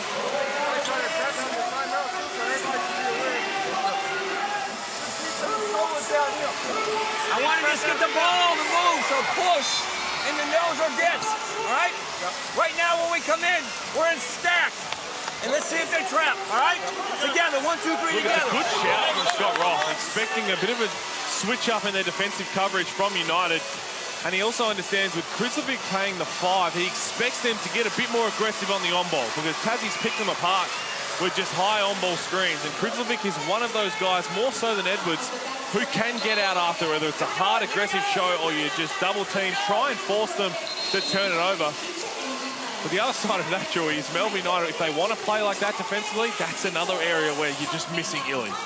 Absolutely. And you can do that a little bit more when Krislovic's out there because he's able to use his feet a little bit more. He's in more of a drops there.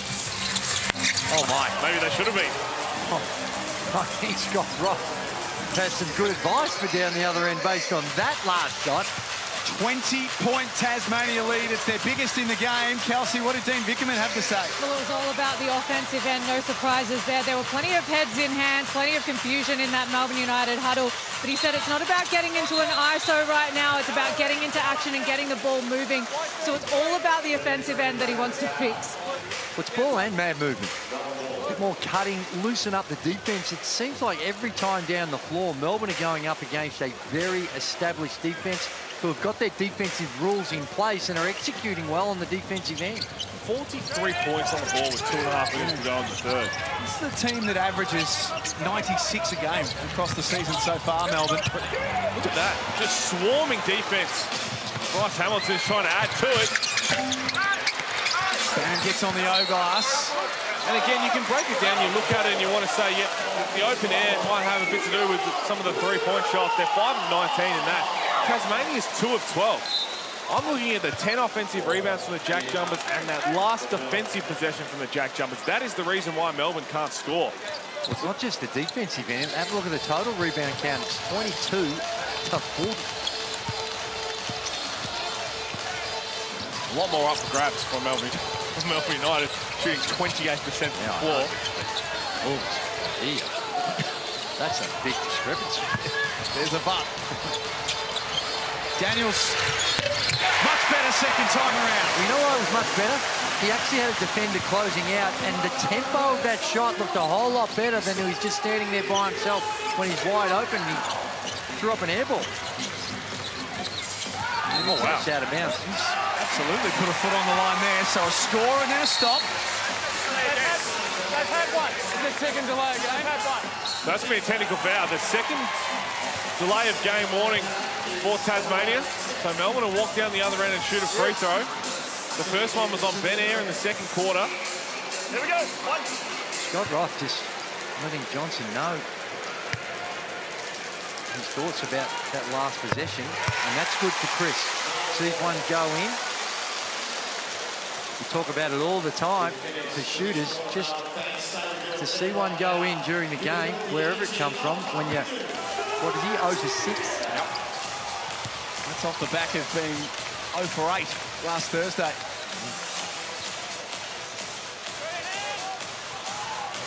Tick down to three-quarter time. This third quarter has been absolutely dominated by the team from the Apple Isle. Really? That is just a terrible turnover. Number 10 in the game for Melbourne.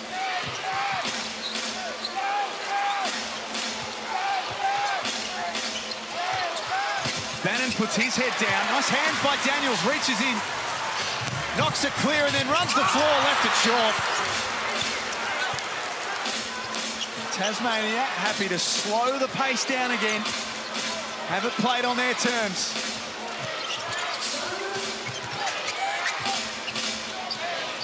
Ben Air at the top of the key. Shot clock at 7. Gets past Walker, takes it all the way in, and happy to tell everyone about it as well. That was a great move. Used his body well to get some separation from the defense. Classy move by Ben Air.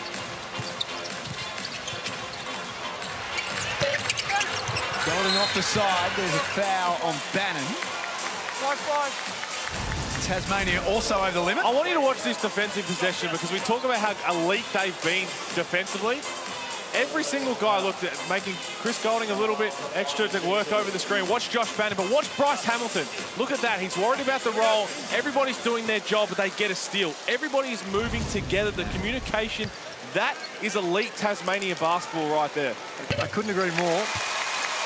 And I don't discredit, and I don't want to discredit what the Jackies did because it was textbook. As you said, they're applying their rules and doing it well.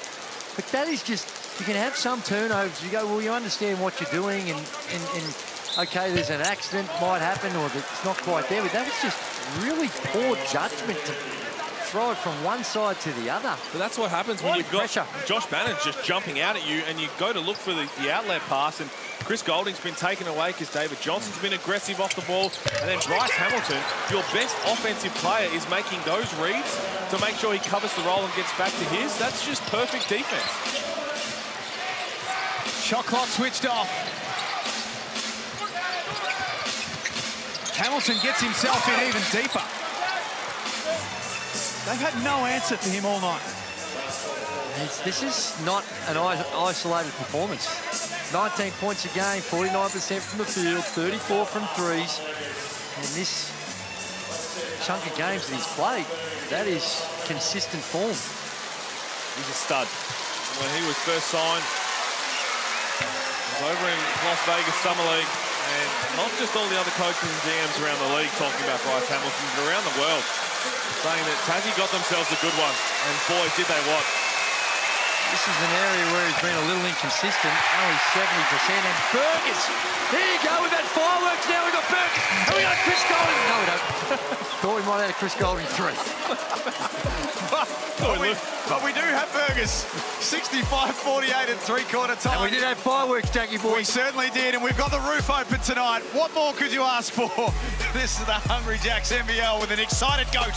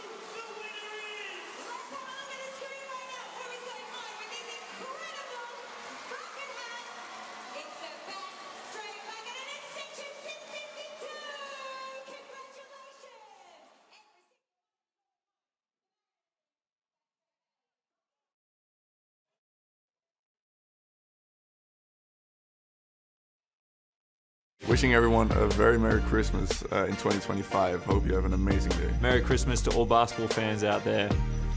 To my family, my girlfriend, love you guys. And we'll see you Christmas Day. Yes, a very Merry Christmas from all of us here at the Hungry Jacks NBL, and Melbourne United have been stunned in the first 3 quarters of this game at John Cain Arena. It's an open-air spectacle and a 17-point lead to the visitors, who are the Tassie JackJumpers. I listened in to Dean Vickerman at that break. He's gone small ball. Finn Delaney at the 5. He wants to see what they can create out of that. Oh, they're going to have to get some stops first. I don't mind it. Try something different, and there's David Johnson. Ball movement, player movement, dunk. This has just been clinical from Tasmania. Well, it has, and I think defense, Melbourne United's been really poor. Majuk Deng swats that out of there. Only taken 1 shot, Majuk Deng.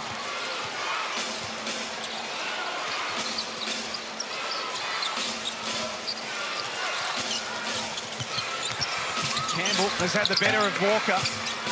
Majuk Deng crashes the glass. He'll be shooting free throws. Well, this is the price you pay when you go small, is you've got to box out, get back to more of your fundamentals, because they're getting an advantage on the O boards. And it's 11 they've had for the night, Drew. Yeah. 11 offensive rebounds. That's too many, and it's only going to be more of a challenge with this lineup on the floor. And also, you don't have the same level of rim protection as you do, obviously, with Jesse Edwards. Now, I know he's got the 4, but I would have gone back with him and just rolled the dice. Yeah. Because when you're having this type of problems, scoring the ball, they average 96 points a game. And 48 points with 9 minutes remaining is quite a turnaround, and full credit to the JackJumpers, but gee, their offenses look very discombobulated. Yeah, give a lot of credit to Tassie for sure. Then leaves one out there, and they get another offensive rebound. And don't think we missed the use of discombobulated either, by the way. That was, for those playing Scrabble, pre-Christmas Eve Scrabble, that's a big one. Well, this is starting to become a big lead to try and haul in, trailing it by 22. Well, small ball, they've looked a little bit more fluid on the offensive end in terms of everybody's kind of moving together. You've got Milton Doyle, essentially him and Tanner Krebs splitting spots at the power forward. Finn Delaney, we got them going early, but since then has been 1 of 7 from the field as they trail on a 22. Kelsey Brown. Spoke about it at the start, maybe changing the game plan for an open-air match. Tassie JackJumpers have only had 12 three-point attempts, but if you look at the points in the paint, 16 to Melbourne United, 34 to the Tassie JackJumpers. Do you think they changed their game plan coming into this one? Oh, no doubt. Saw Scott Ross in the car park before this game. His first comment was, they're really going to open the roof again. I said, yep, that's usually what it means when it says it on the calendar. And he would have said that. He understands that it can get a little windy, it can get a little cold, and how to just make sure you take that out of it is don't live and die by the 3, and they certainly haven't done that, and that's going to be a foul on Finn Delaney. Was that the normal Scott Ross pre-game ritual that you saw him out the car park? Oh, yeah, absolutely it was. Just a little bit, a little pop of smoke in the back right corner. Of the legal variety. Of course, some cigar. Now, why on earth? I know it's an 8 p.m. tip-off. We're not suggesting anything else. Well, I didn't know where Peter was. You know, he's very open about his pre-game rituals, where he's got it from. This game's in Melbourne, Drewy, not Nimbin. Magnay down the middle. What are their rules on the on-ball screen? Because whatever's happening, there was a breakdown. I mean, with this group right now, you may as well switch 1 through 5 if you have to, and just if they post up. Good little pass there. They post up Magnay on Tyson Walker as Jesse Edwards walks past us ready to check in. You just have to double team it. Oh, here we go.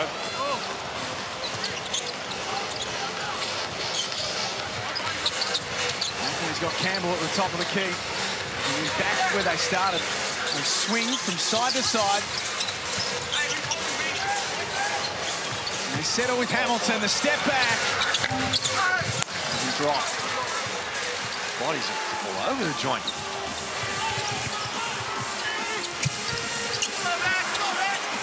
cleans up that rebound. And Delaney a little bit sore. Yeah. Up two.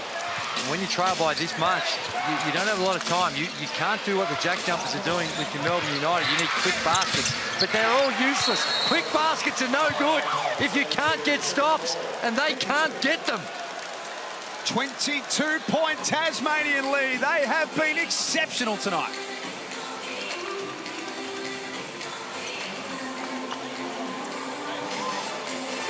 What a performance this has been. This is the Tassie of old. They should feel very good about themselves going forward. They've got bodies back, but Tiger Campbell, game's leading scorer, no one would have predicted that at the start before this game began. He's only taken the 9 shots, 7 of 9, 17 points. He's got 6 rebounds and 3 assists, a plus 28.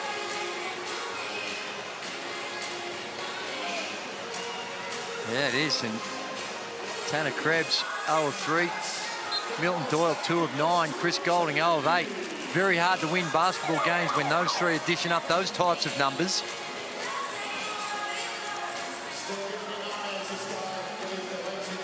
The tale of the two teams, the body language in both of these timeouts, it tells us the story. It's the reason the JackJumpers have got such a commanding lead.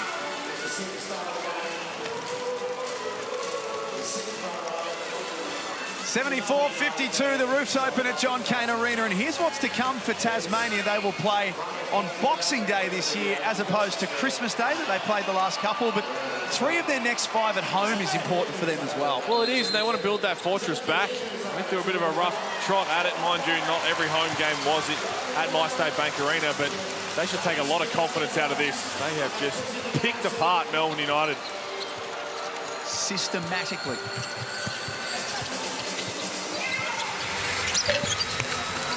Well, the game plan's been really clear to see. And the way in which they want to play, the tempo on the offensive end, how they want to defend, clearly identifiable what they're trying to do. Johnson still getting himself going again. That'll be JackJumpers ball. Kelsey, you're listening to Scott Roth. I was, and you talk about the body language. They are up and about in the Tassie huddle. They were very excited about that one. But 3 things that Scott Roth said: get on the glass, transition defense, and no 3-ball. I love it when what you say is confirmed by the head coach. And also, they wanted to challenge that Tyson Walker, but Dean Bickerman's got no timeouts left. He's had to burn them all. And probably would have won it. I'll tell you what, got to be careful there. Anytime you go with the outstretched arm, anytime you go with the outstretched arm. White 12, backcourt. The only thing is he did have backcourt. He did have defenders 24, please. behind him, so that a few years ago that was two in possession. Just got to be a little careful. You do, no doubt about that. Nick Marshall comes to the scorer's table. Walker fires it into Milton Doyle, checks the feet, and buries it.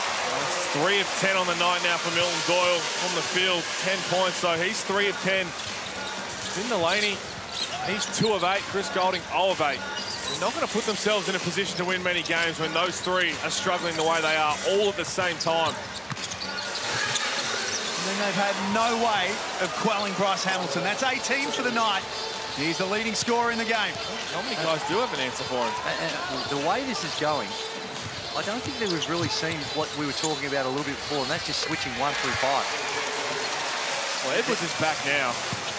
But right now, you might as well just run the... I'd be blitzing everything. Because what's happening is that they're just getting to the spots.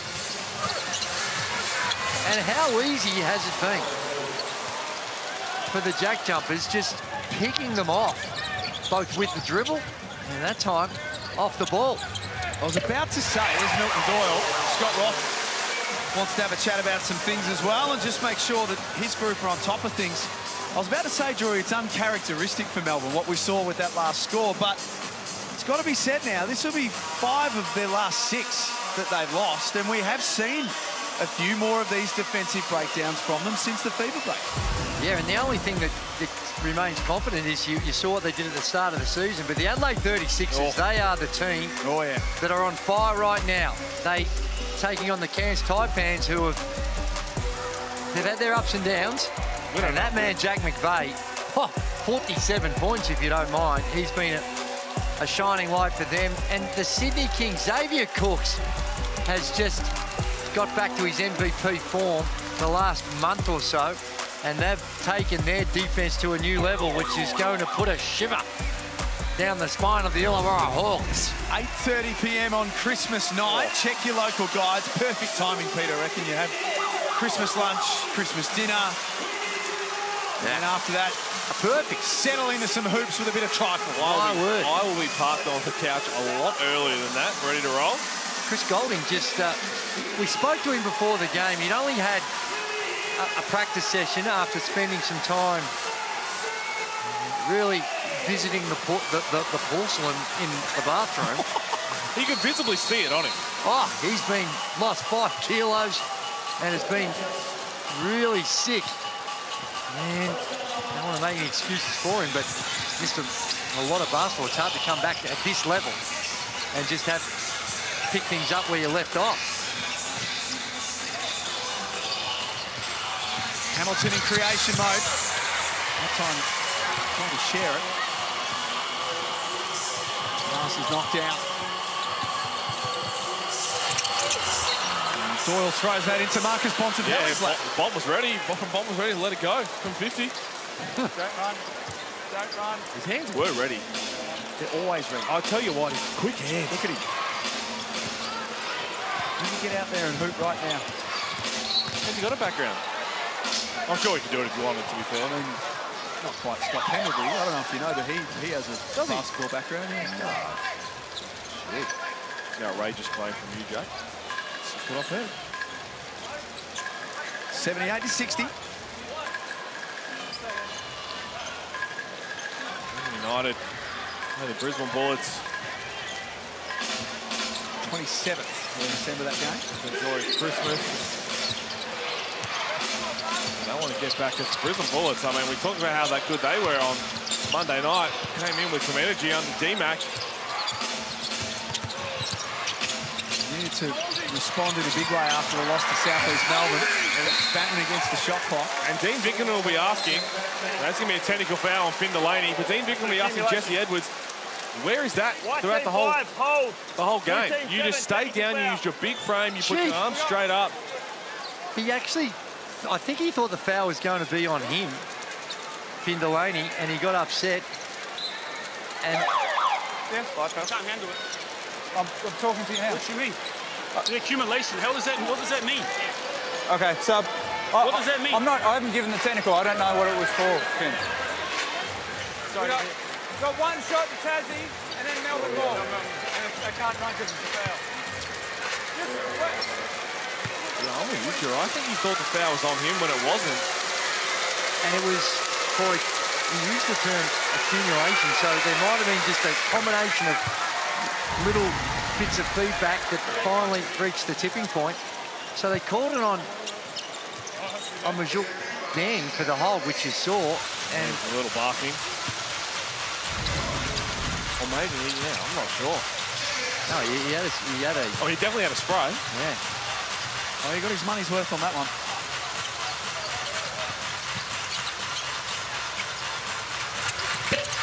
Ball's from outside. We've hit a couple in this fourth quarter, up to 13 points now. What the JackJumpers have done, have given no chance for this sold-out crowd to get behind the home team. Just unable to get any sort of momentum, Melbourne United. Another offensive rebound. Long board, they are tough, but where are the two guards? Ready to get to those spots for long rebounds. Tiger Campbell, crafty. Now, I know that you said they've got a lot more on offer, and that is 100% correct, but it's 50 to 27 is the rebound count. We talked about Bryce Hamilton's been great, Tiger Campbell, but give a whole lot of credit to Josh Bannon and Will Magnay. Josh Bannon got the 12 rebounds, Will Magnay's got the 10. Both of them have multiple offensive rebounds as well. They've kept, on the other end, Jesse Edwards to just 2 rebounds. Krislovic's got 3. And Finn Delaney's got 3. The numbers suggest, normally with Melbourne, if they win the rebound count, they win the game. Well, they have been absolutely smoked on that count tonight. And you can look into it, obviously, in different number of ways. Yes, Melbourne United has given them a lot more chance to rip down 36 defensive rebounds. the other side of it is it can also be a really telling factor of just the effort and the energy of how hard you're playing. Yep. No question about that tonight for Tasmania. There has been questions about them at times this season, but you would have to think with the way that their season was shaping up coming into tonight, who they're playing, and just the state of NBL26, this would have to be probably their best win of the season, do you think? On the road, tough assignment against Melbourne United, albeit that they've been down over the last month, had a few shining moments. But yeah, this has been impressive. And oh, nice. Well, this is what you want to see from Tasmania, because Tasmania has forced them into playing like this from the opening tip. And with the way the ladder's working out, and the New Zealand losing a couple which we thought they might win, it's given them a bit of breathing space in that sixth spot. And it's hard to see who it's going to be.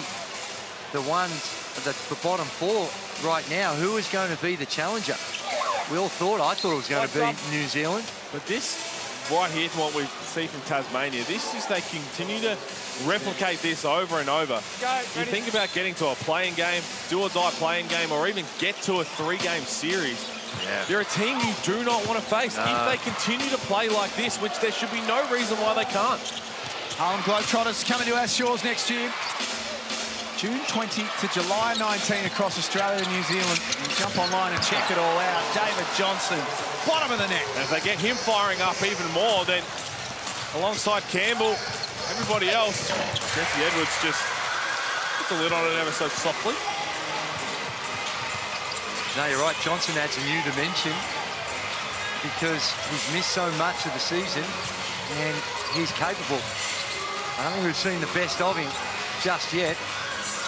Just his 9th game, missed a substantial amount of time because of a calf injury.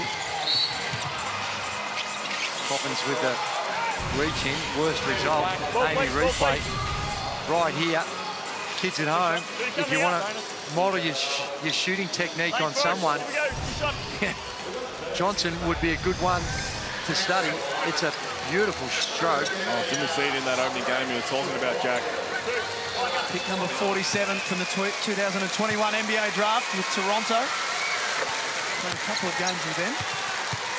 Really good background, a few of those guys in the league. And also, this is important in the last 2 minutes, because Tasmania's percentage as well is pretty poor, which is normally the case. They have been every single season.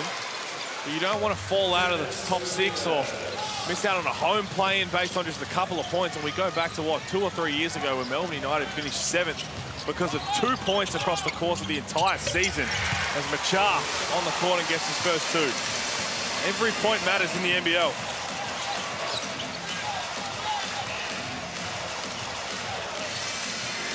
He wants to go to work. He's got his eyes on the Jesse Edwards matchup, and he's got his eyes on 2 more. Bryce Hamilton stays anchored to 18. Tiger Campbell now the leading scorer with 20. Walker catch and shoot. Knocks it back to 13.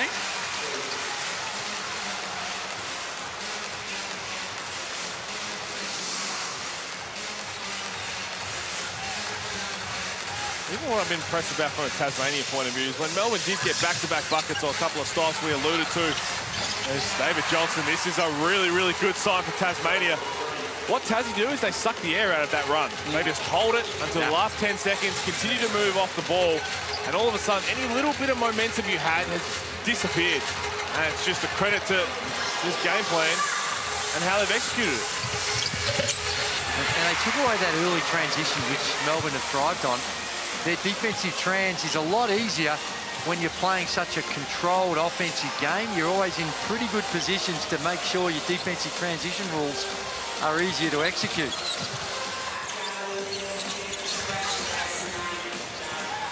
Tiger Campbell. Hold on to that long enough for Josh Bannon to find a good position. But the spread's there, isn't it? Josh Bannon, 10 points to go with 12 rebounds. Tiger Campbell, 20 points, 6 rebounds, 3 assists. Nick Marshall, 9 points. David Johnson, 14 points. Bryce Hamilton, 18 and 5. Will Magnay, 9 and 10. They have all got on the same page tonight. Yeah, spot on. Every single guy that's checked in has played the right way, the Tassie way. Even Archie Woodhill came on, played 3 minutes, had an offensive rebound putback. So Majuk Deng's only got the 2 points, only took 1 field goal. Ben Air came on, and you talked about Casey as being a pest. Got into Tyson Walker's head a little bit. This is just such a promising performance for them to build off. The fact that they could potentially have 90 points on the board with just 4 made threes says a lot. Yeah, spot on. 4 of 17. And they've taken a whole lot more in the second half. They put it away in the first half. Below 6, I think they were at halftime. And they were knocked down a few in the second half.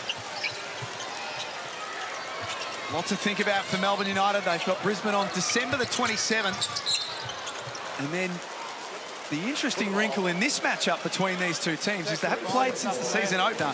They play again on January the 3rd in Tasmania. Didn't they play in Hoops Fest, don't they? I think they do. So they play each other a lot.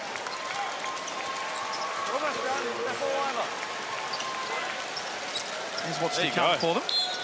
So Brisbane again, fresh off a win, feeling good about themselves. Tassie, Cairns, we'll see what Cairns show up in that game as Wilson. Nothing but that's, you can actually say legit Melbourne fresh air right now, can't you, with the roof open? And it is quite fresh. It is, it has. It's got a bit chilly. It has. My word, it has.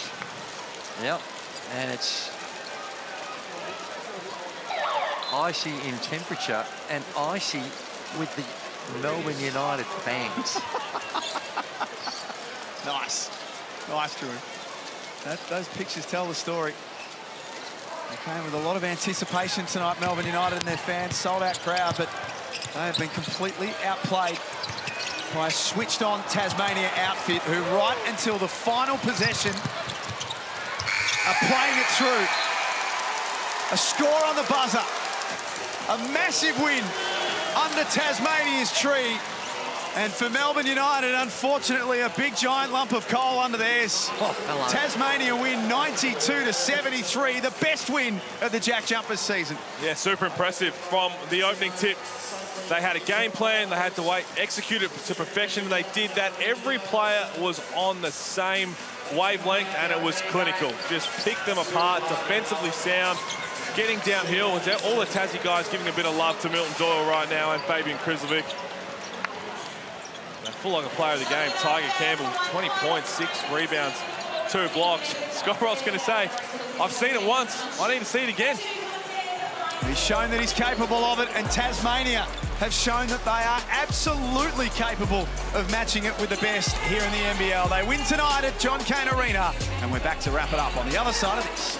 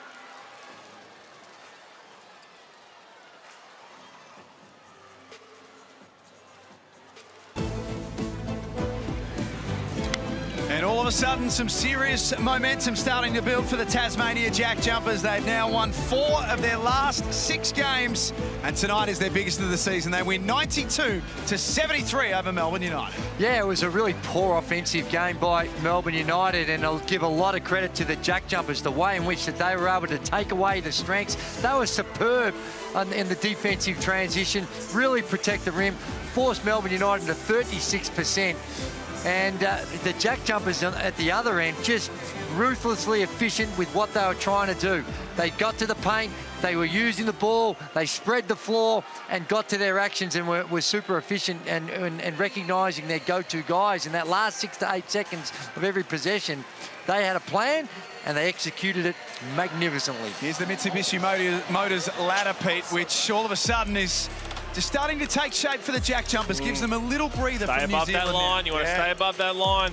New Zealand breaking through, they'll play next. That's a big one. Their percentage gets into triple figures. As I said, it was the worst of that top 6. But they'd have loftier ambitions than just hanging on to that. They want to continue to climb up that ladder. And for what we saw tonight, there's no reason why they can't. Adelaide and Cairns to come. Christmas Eve hoops at the Adelaide Entertainment Centre. Another big crowd expected for this one. And the 36ers, they're the hottest team in the comp right now. You want to be careful because we know the Taipans, they took them to overtime the last time they were there. So it's one that they, with this man on the Taipans team, Jack McVeigh's having a superb season. Well, what cans are we going to get? That's the question. Yeah. You get the red hot cans that beat New Zealand, and Jack McVeigh had 47. Could be a long night. And we'll find out tomorrow. Of course, don't forget Christmas night hoops, Sydney and Illawarra at Kudos Bank Arena. But that'll see us out here with the roof open at John Cain Arena. On behalf of Kelsey Brown, Andrew Gaze, Pete Hooley and all of our team, Merry Christmas. Have a great period tonight. Tasmania have got a lot to smile about. They go home with the win, 92-73 in the Hungry Jacks NBL.